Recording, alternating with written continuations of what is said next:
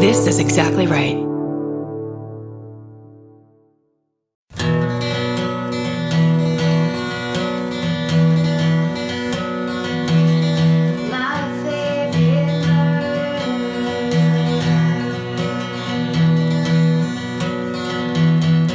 Hello. Hello. And welcome To my favorite murder. Minisode. It's from Manhasset. You know. Manhasset. Your favorite place where we tell you your own stories about murder. Maybe about razors. Maybe about stuff in walls. Maybe about sinkholes. Maybe about something you found out about your grandpa when he died. Maybe it's that your grandpa was an alien. Maybe your grandpa was a sinkhole. Maybe your grandpa is the center of the earth. Made of hot magma. Where the Loch Ness Monster is passing through on his way from one lake to the other. That's right. That's how they travel. Listen. Look and listen to our fucking rambling bullshit on your way to work Monday morning. This is an organized podcast of single topic true crime. If you can't handle it. We take you very seriously. We take it very seriously. And we take every topic that exists seriously. Let's do this thing. No bullshitting. Okay, you go first. No bullshit. That's our guarantee to you. This one says, Mom had a banger hometown. Oh.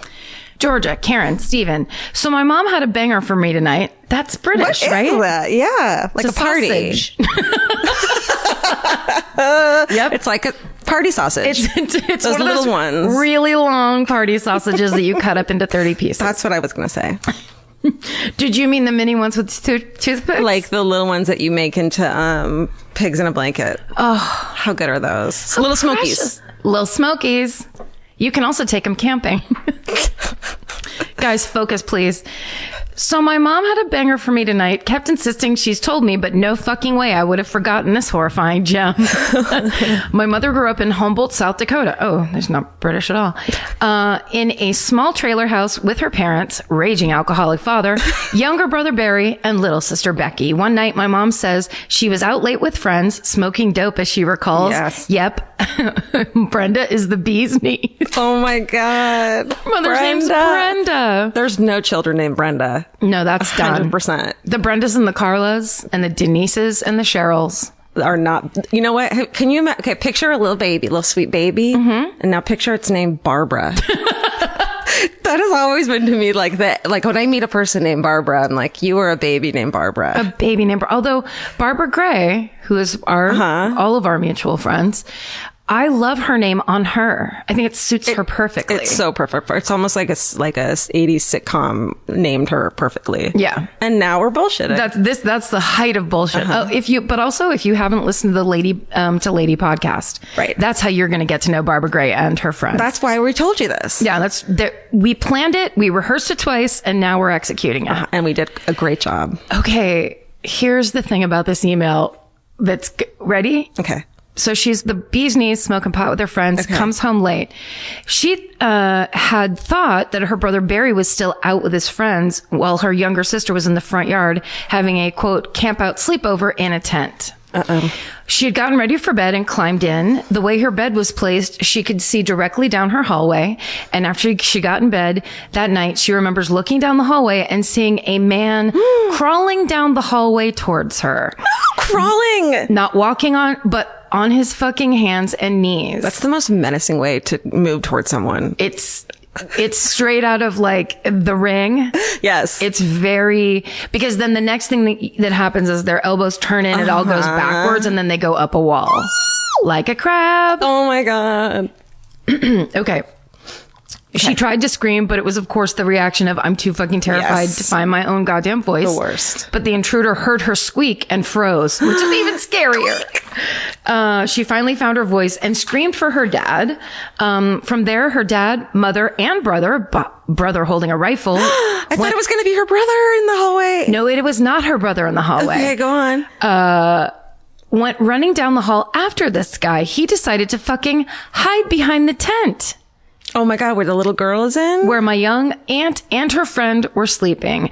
My Uncle Barry lines up a shot as my mom's dad leaps and says, "Don't shoot the girls." The guy ended up running off. They still have no idea who the man was. Oh no, I thought it was going to be whimsical and funny because her brother was really drunk and crawling to his bed. Nah, girl. That's what I thought was going to happen. No. If her brother was drunk, he got his shit right back together, grabbed the rifle in his room. No, it wasn't him. I thought that's how it would go. But I mean, he came for the rescue.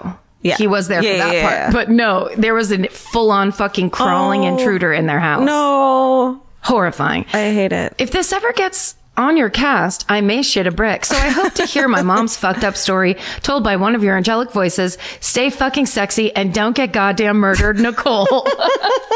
Well done, Nicole. Nicole, go shit a brick. Please go tell fucking Deborah. Close. Barbara. Brenda. Tell Brenda we say hi. Hi. Banger. That was a banger. Okay. Oh, she meant it in the Miley Cyrus way. Banger. There's a Miley Cyrus way to say banger? Yeah. I didn't know that. And an album to back it up. Really? I don't know anything about pop culture. That might be bangers plural. Anyway. Huh. Oh, kids these days. They're going around being political and smart. With their tongues out? With their tongues out. Okay. This is called Thrifted Murder Dress. Oh. Hello, everybody. Perfect. When I was but a wee lass, my mom was an avid thrifter. With no college degree and a small child to raise, she started selling thrifted goods on eBay. Think those teenagers on Depop, but circa 1999. I don't know what any of that means. Was that some kind of Korean reference? I think Depop, D-E-P-O-P, is like a vintage clothing selling app. Oh. Someone in line, I was like, "Where did you get your dress?" at the meet and greet, and they said that, and I forgot about it. Okay, so it might be an online store or app. But I remember being obsessed with eBay, and it was just like this. There was nothing like it, and at the time, it was so exciting. Okay, The countdown part was the best part. Oh my God, they didn't have buy it now shit. No, like you had to. In the orig, you had to hang in, like you had to find your thing of this is the lamp from my childhood, and then fight against some others. Fucking asshole in wherever the fuck would buy it from right out under you for like a penny more. And that's the reason that you thought you wanted that thing so bad that you actually didn't need or want at all. Oh my God. Now we just... Okay. One day, she found a beautiful 1940s dress. The problem? It had blood stains and what appeared to be a hole from where someone got stabbed. What? Funny enough, she bought the dress despite its obvious flaws. At the time, she thought she could cut the zipper and sell it since there was a market for them, but she eventually got creeped out and threw the dress away. While we have found some cool stuff at the Goodwill since then, like $10,000 cash. What? I'm not joking. What? Tell us that story. Did you... New hometown requests. Yes. Random shit you found in like crazy places. Found things. Found thrift store things is awesome. Found thrift store things, maybe like anything found. Especially money. Big piles of money that you just kind of found. $10,000 cash? You would shit. That's a drug blazer. I thought you meant now we can buy that drug blazer we are always wanting. No, I'm talking about that fucking smart tweed blazer with the elbow pockets that smells a little bit like cigars. But secretly the person's a coke dealer? Exactly. Yeah, got it. Okay. We have unfortunately not found another murder dress. As a kid, I didn't think much of the incident, but now Murderino me wonders if this dress was part of some old-timey unsolved murder. Anyway, see y'all in March. Judy. God, I can't read today. Judy. We'll see you in March, Judy. See you in March, Judy. Are we just gonna wear that dress? Do we have dinner plans with Judy in March? No, for the live Los Angeles show. Aha. You know, March is the month where Karen and I leave our apartments and houses and venture out into the world. We go and then we'll just kind of dine with whoever emails us. That's right. It happens all the time. That was a good story. I mean, that is the idea that just could be a floating piece of evidence that no one got or like something. Some like small town jurisdiction was like emptying out the evidence room and they're like, this vintage dress is pretty. I'm just going to get it all at Goodwill. And then they're like, this pile of cash that someone's robbed from a bank, we'll just put it in the Goodwill. Yeah. Okay. This is an I survived plus a sinkhole story. Say what? Oh, Karen's like hello trifecta, but with two things. trifecta minus one. What do they call that? Sleek. And it's a bifecta. Bifecta. Hello, Karen, Georgia, Stephen, and all associated animals. Love it. I love that. That Easy. sounds like it's civic based. I live near the Indiana Dunes National Lakeshore, which is located on the southern tip of Lake Michigan. A very common pastime when spending a day at the beach is to run up and down the dunes. I'm not entirely sure why that is, as the sand is always hot as fuck. And have you ever tried to climb a sand mountain? It sucks. These dunes are known as living dunes because they move anywhere from a few to upwards of 20 feet per year. Wow. One of the more famous dunes is called Mount Baldy and is over 120 feet tall. In July of 2013, 6-year-old Nathan Wassner was visiting the dunes with his family and went to climb Mount Baldy with his father when all of a sudden he fell into a sinkhole, all caps. The dune literally swallowed him. Oh my God. Nightmare. Apparently, all the years of shifting had compromised the integrity of the surface and allowed for a giant-ass boy swallowing sinkhole. His father and other beachgoers immediately tried to dig him out, but they could not see or hear him, and the sand was difficult to displace. First responders arrived and tried to use shovels to dig Nathan out, to no avail. After a few hours, they were able to drive an excavator up the dune, start using that to dig, but they had to be extremely careful so as not to hurt Nathan with a giant metal claw digging thing, so progress was slow, as they would have the excavator move a foot forward, dig around with their arms and shovels, then repeat the process for what I'm sure seemed like an eternity. After what I'm sure seemed like an eternity, one of the first responders felt the top of Nathan's head and was able to pull him out. He was found in a standing position as if he had fallen down a narrow pipe. When he was pulled out, he was cold, limp, and didn't have a pulse. Oh my God, Nathan. Which wasn't terribly surprising since he had spent 4 hours buried in a sand sinkhole. That's fucking horrifying. But then, as he was in the back of a lifeguard truck on the way to the ambulance, a first responder noticed that a cut on the top of his head had started to bleed. His heart started beating again. He was rushed to a local hospital and then later airlifted to Chicago, where it was determined that he had suffered no brain damage.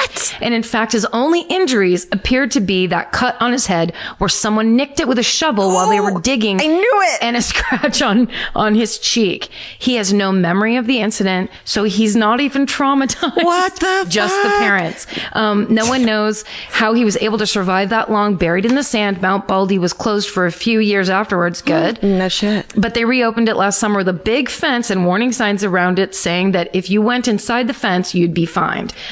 Pretty sure the threat of getting buried alive inside a sand dune is more of a deterrent than a fine, but okay. Stay sexy and away from sand dunes, Kim. That scares me so much. That's nuts. But the sand dune angels saved him. Yes, they did. Also, can you imagine being this parent of like, the longer they search, you're just like, we're looking for my kid's body now. Oh, that is bananas. That, I have to admit, I read the first page of that. I did not read the second so you page. Didn't know. And I was like, Steven, you've got the whole world in your hands right now. I'm like, what is, because you know better than to lead us down the stony path of then the child just died in the sand. Right, Steven? Well, sometimes we like that. He knows it. Well, true. Okay. Sometimes it's just like... It printed out that way, too, so that made it probably worse. More dramatic, Because it was like you had to turn the page. Yeah. I was not expecting that kid for Nathan to live. I really wanted him to be in a hidden cave with Egyptian treasure. It's crazy that he doesn't remember it, because like I wonder if he was just like off on in another plane of existence. His whole interior was like, we're shutting all of this down. Yeah. We're going to hold for 6 hours and we're going to be right back online. Do you need us? Give us a knock on the head with a shovel. Just go ahead and dig into my head with a shovel. We'll be fine. With America's #1 meal kit, HelloFresh, you'll get easy, seasonal recipes and pre-measured ingredients delivered right to your door. All you have to do is cook and enjoy. HelloFresh makes cooking delicious meals at home a reality. From step-by-step recipes to pre-measured ingredients, you'll have everything you need to get a wow-worthy dinner on the table in about 30 minutes. Say goodbye to endless grocery store trips and takeout. HelloFresh has you covered. There's something for everyone, from family recipes to calorie smart and vegetarian, and fun menu series like Hall of Fame and craft burgers. HelloFresh has more 5-star recipes than any other meal kit, so you'll know you're getting something incredible. HelloFresh is flexible and it fits your lifestyle. Easily change your delivery days, food preferences, and skip a week whenever you need. Break out of your dinner rut and make deliciousness part of every week with HelloFresh. I love that even though HelloFresh is super easy and they make it really basic and like straightforward, you still feel like you're cooking this like incredible home cooked dinner. And that makes me feel good about myself. And that instead of just ordering takeout, I'm actually making something and preparing something at home. And that just, it feels good. So for $80 off your first month of HelloFresh, go to HelloFresh.com/murder80 and enter murder80. It's like receiving 8 meals for free only at HelloFresh.com/murder80, promo code murder80. Go buy. Instead of reading the last one, I have a recorded one for my friend. So today's Monday. So tomorrow is the 6th of March, Tuesday. And so the episode of Drunk History in this new season that I'm on is going to play. And it's Tomorrow night? Yeah. At what time? I don't know. 9 p.m.? Sure. On Comedy Central? Comedy Central, yeah. And so it's a special episode called Drunk Mysteries. And I got to do a murder. Nice. So I'm doing that. Check it out. And it just so happens that a friend of mine, a good friend of mine, is the editor of my episode, which is really cool. And he has a hometown he's been always wanted to tell me. So so his name's John Kaysen. He has a podcast called Ghosting Around, and it's ghost story, like true ghost stories. It's really cute. And so this is his hometown murder. So thanks for not making me look like a fucking idiot on Drunk History, John, I hope. Well, we'll see. I hope. We'll see. We'll see. Okay, here it is. Hey, everybody. So this is my hometown murder / I was a preteen person of interest story. Oh. So it's Orlando around 1990. I was 12 and a half or so, and I used to babysit for the 2 kids across the street. So one day I'm riding my bike home from school, and I noticed there's a big crowd of people and news vans and police cars outside of my friend's house, which is just outside the neighborhood from the end of my street. And so I find out that between my friend's bedroom window and the brick wall that surrounded the house, someone had parked a white truck in the grass and left it there. And it turns out that the truck belonged to the mom of the kids across the street that I babysat for. And then in the back of the truck, wrapped in a bed sheet, was her dead body. She had been killed by blunt force trauma in her bedroom while the kids were asleep upstairs, wrapped up in her bed sheet, put in the back of her truck, and then driven out of the neighborhood and parked in front of my friend's house. So everyone suspected her estranged husband, obviously, who lived on a houseboat 3 hours away, and because they were going through a big messy divorce, and she was asking for the house, the kids, and the business that they owned together. So after all this happens, no arrests were made. Still no arrests were made, still unsolved. But the dad moved back into the house to the chagrin of everyone. And then to make it worse, he asked my parents one day if I am available to babysit again. And without asking me, they say yes, because they don't want him to suspect that they suspect him of killing his wife. So anyway, I'm over there babysitting at night, and there are still blood splatters on the floor, circled by Sharpie, and I didn't even look in the bedroom because I did not even want to even mess with that. But as I'm putting the kids to bed that night, one of the kids stops me and says, hey, John? And I say yes, and he says, I miss my mom. And so my 12-year-old unequipped self, I think, just said, I know, like I'm Han Solo, and then went and sat downstairs for a couple hours waiting for the murderer to come home. So anyway, long story short, I turned out, or at least I got out of there okay. However, years later, this is a little denouement, when I was 30, my mom tells me that when the murder first happened, the detectives came over to our house and asked for a pair of my shoes to compare to the bloody footprints at the crime scene, which, of course, she let them have my shoes. I never found out which pair of shoes they were that exonerated me, but that is the story of how I became a preteen person of interest. Anyway, hope you dug the story, and I guess stay sexy and don't babysit for a murderer. The thing, John is one of the sweetest people you've ever met in your life. So like, add that, like him as a 12-year-old must have been like an angel baby. Also, I love the answer. I know. Just like, I bet that helped that little kid instead of like, go to bed or whatever weird adults would say. Right. That's just kind of like a kid going, yeah, you're right. It's an acknowledgement of your pain instead of being like, don't be sad, which is like. It feels like we're going to have to change a very, very long ago, like declaration that we made on this podcast, which is no male babysitters. That's what I was thinking too, because that's what I wanted to say is like, John is a sweetheart. Yeah. He's okay. I promise everyone. He didn't do it at 12 years old. How can you imagine suspecting a 12-year-old like he's one of your suspects? They have to clear everybody.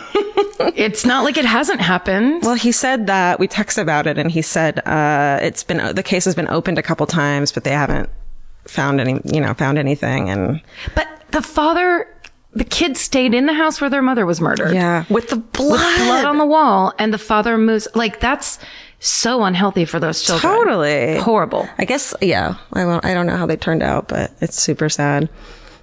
Yeah. Yeah. I like it though. I like a first person told is Right. always fun. I mean, just Especially like when it's exciting. someone you know and you're like he's been trying to tell me that story forever. I mean, there's truly nothing better. Also, that's how it happens for so many people where it's like, he's just an innocent 12-year-old. And all of a sudden he knows that people murder each other. Totally. Like all these things become real. And he also gets shoved into a weird adult position. And his parents send him back over to a murderer's That house is- because they don't want to be rude. Because they don't want to be rude to the murderer. It's fucking nuts. It's crazy. I mean, they don't even have the like, oh, he's going to go to camp that week. Right. They don't Nothing. even lie. Yes, sure. He's available. Of course, we're not suspicious of you. And it's like, even if it wasn't the dad, you're sending him back to the murder house at night alone as a 12-year-old with kids. Yes. Like the killer's still on the loose, even if it's the dad or not. Can't those kids leave that house and come to a different house? Yeah. Why don't they come to John's house Yes. to get babysat and stay there forever? I'll call his mom when the show's over. We're going to have some words with his mom. We really have to get on the horn with her. yeah. Mrs. Kaysen. Case in point. But here's the thing. It's that exact thing that made him the great television editor that he is today. That's true. These are the things that build us. That's true. Is that it? Yeah, I think that's it. Send us your shit. myfavoriteMurder@gmail.com, y'all. Yeah, keep it up. We love all these stories. We do. You guys are the best. Stay sexy. And don't get murdered. Goodbye. Bye. Elvis, you want a cookie? Good boy.